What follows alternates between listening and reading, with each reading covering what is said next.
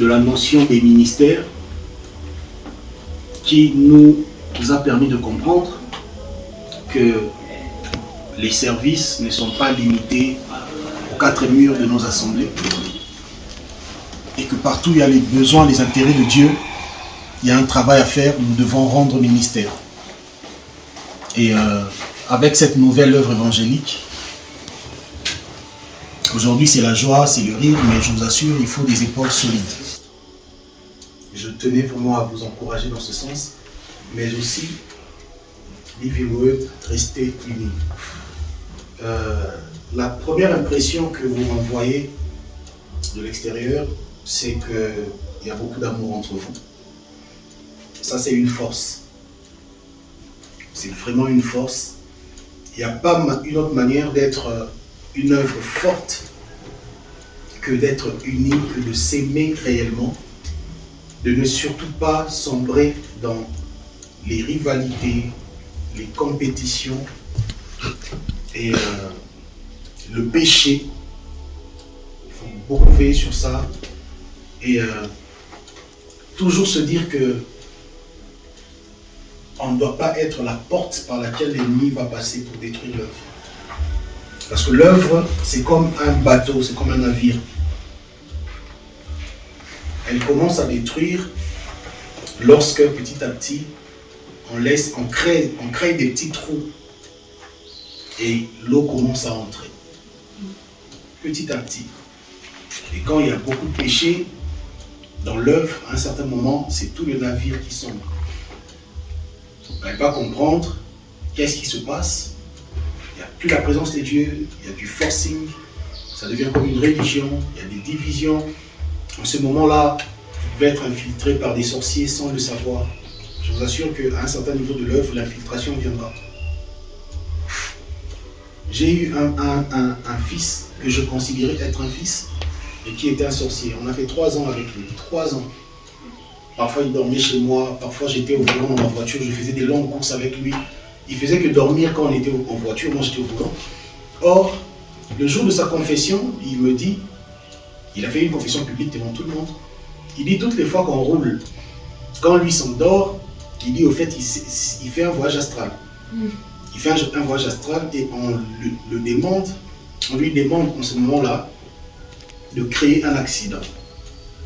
Donc il dit plusieurs fois, il a fait des incantations pour que je fasse un tournant et que je meure sur place.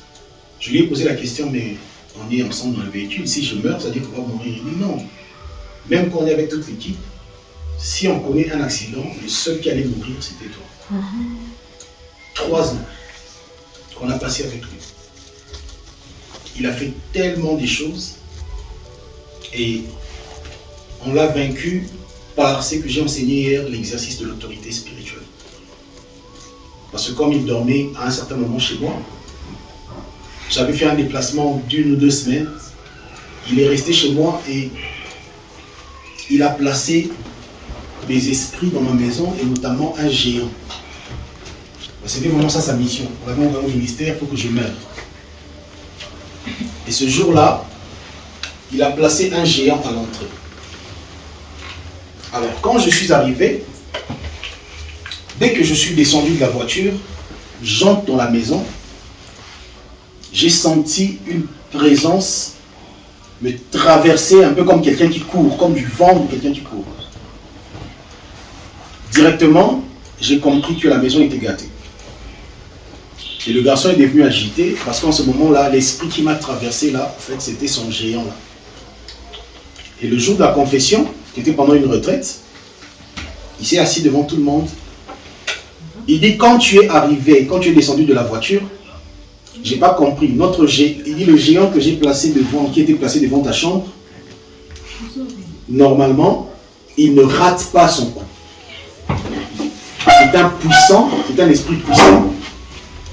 Et chaque fois qu'on le place à l'entrée d'une pièce, il tient toujours un bâton, un peu comme un mortier, un gros bâton. Là, ils appellent ça kibota. Donc, ce géant-là utilise ce bâton pour te cogner au niveau de la tête, de sorte que tu meurs sur place. Oui. Et il a placé ce géant-là pour que je meure de cette manière-là, le jour où je rentrais à la maison. Donc dans sa tête, c'était clair que c'était mon dernier jour. Mais quand je suis arrivé à la maison, rien que par ma présence, il dit, tous les esprits qui étaient à la maison sont sortis en courant. Il était scandalisé lorsque leur géant là a pris la fuite. Et directement il était agité, il dit, je dois rentrer chez moi. J'ai dit, oh mais toi tu étais venu pour plusieurs jours. Non, non, non, je dois vite rentrer. On n'a pas compris, il est rentré le même jour. Or, il sentait que s'il restait là, il allait mourir. Donc, vous voyez comment l'œuvre de Dieu peut être infiltrée. Les apôtres disent, Jean notamment, il dit, plusieurs sont sortis du milieu de nous, mais ils n'étaient pas des nôtres. Vous voyez? Donc, pour gérer une œuvre, pour être sentinelle d'une œuvre, il faut beaucoup de sérieux dans la vie de l'esprit, afin de toujours avoir les yeux spirituels ouverts. Maintenant, quand il y a le péché, quand il y a un manque de consécration, et surtout quand il y a de la légèreté, parce que beaucoup confondent la communion, l'amour et la légèreté. Il faut faire aussi attention avec ça. Voilà. La légèreté ouvre aussi la porte au péché. Il faut toujours qu'il y ait ce regard sacré.